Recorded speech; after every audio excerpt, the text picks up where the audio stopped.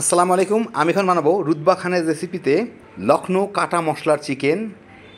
তৈরি করা যে এত সহজ আর খাইতে যে কি মজা, একবার বানাইলেই বুঝবেন। ভাত, রুটি, পরোটা কিংবা পোলার সাথে তামা তামা করে খায় ফেলাইতে পারবেন। অসাধারণ স্বাদ এটার। তো আসেন দেখি শুরু করা যাক। আমি এখানে 1 টেবিল চামচ আস্ত ধনিয়া, 1 চা চামচ কালো গোলমরিচ, 1 চা চামচ আস্ত জিরা, একটা কালো এলাচি আর অর্ধেকটা জয়ত্রী ফুল নিয়ে এগুলাকে একটু তেলে নিব, একটু হালকা করে ভেজে নিব, যাতে এটাকে আমি গুঁড়া করে নিতে পারি আর কি। একটু মচমচে করে ভেজে নিব, বেশি ভাজা না, একটু মচমচে হয়ে গেলেই আমি এগুলাকে উঠাই নিব। উঠাই নিয়ে এগুলাকে আমি এখন একটু দানা দানা গুঁড়া করে নেবো, একদম ফাইন গুঁড়া না, একটু যাতে দানা দানা থাকে আর কি। আমি আধা কেজি মুরগি রান্না করতেছি, সেই জন্য ছোটো একটা কড়াই আধা কাপ তেল দিয়ে 1 কাপ পেঁয়াজ ফাইন কুচি করে রাখছি, ওগুলাকে ভেজে নিব। পেঁয়াজগুলোকে কিন্তু বাদামি করে ভাজার দরকার নাই। পেঁয়াজগুলো একটু গোলাপি রং হইলে, একটু নরম হইলেই হয়ে যাবে। চুলার জালটা আমার মিডিয়ামে ছিল, এখন আমি এটাকে কমায় মিডিয়াম আর লোর মাঝামাঝি নিয়ে যাব, যাতে ঝট করে পুড়ে না যায়। এই মিনিট দেড়েক দুয়েক পেঁয়াজটা ভেজেই এর মধ্যে আমি দিয়ে দিচ্ছি 1 টেবিল চামচ আদা গ্রেট করে রাখা, 1 টেবিল চামচ রসুন কুচি।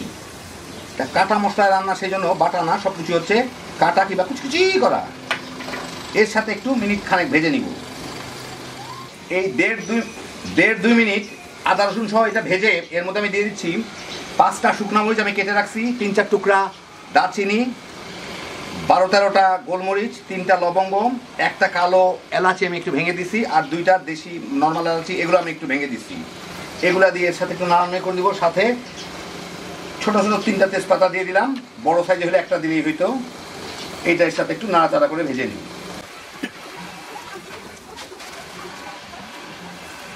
এতে কিন্তু কোনো মশলাই ভেজে পোড়ায় ফেলা কিংবা লাল করে ফেলা যাবে না, একটু ভাজা ভাজা হইলেই হইল।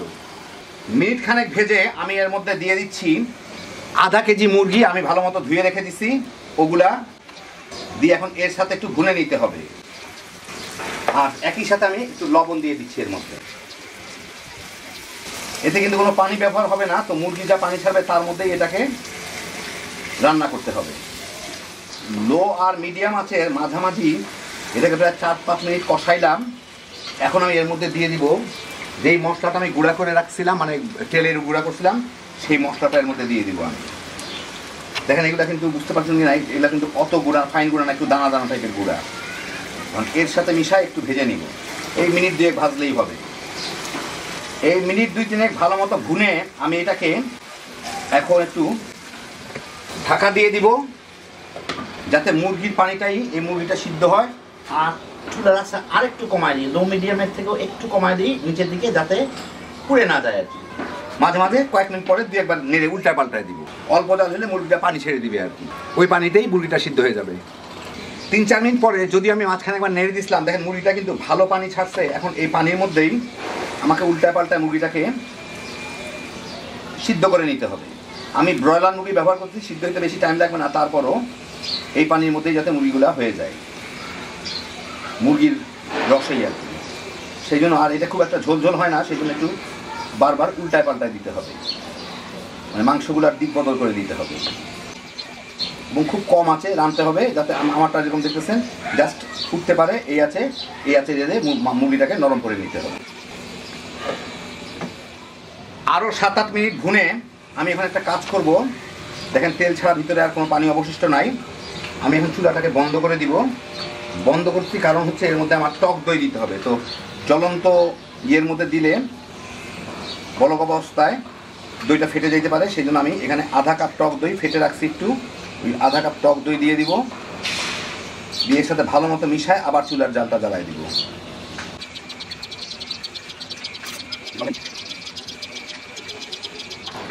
মিশলো, এখন আমি চুলাটাকে আবার জ্বালায় এইটাকে 5-7 মিনিট ভুনে নিব। আমি চুলার জালটা এখন জ্বালায় মিডিয়ামে রাখলাম, এই যে ফুটে উঠছে। আর পুরোপুরি ফুটে উঠলেই আমি এটাকে আবার লো আর মিডিয়ামের মাঝামাঝি দিয়ে এটাকে ঢেকে দিই। পুরোপুরি ফুটে উঠছে, এখন আমি আবার চুলার জালটাকে লো আর মিডিয়ামের মাঝামাঝি নিয়ে যাই, নিয়ে গিয়ে এটাকে একটু ঢেকে দিই, মাঝে 2-1বার নেড়ে দিব।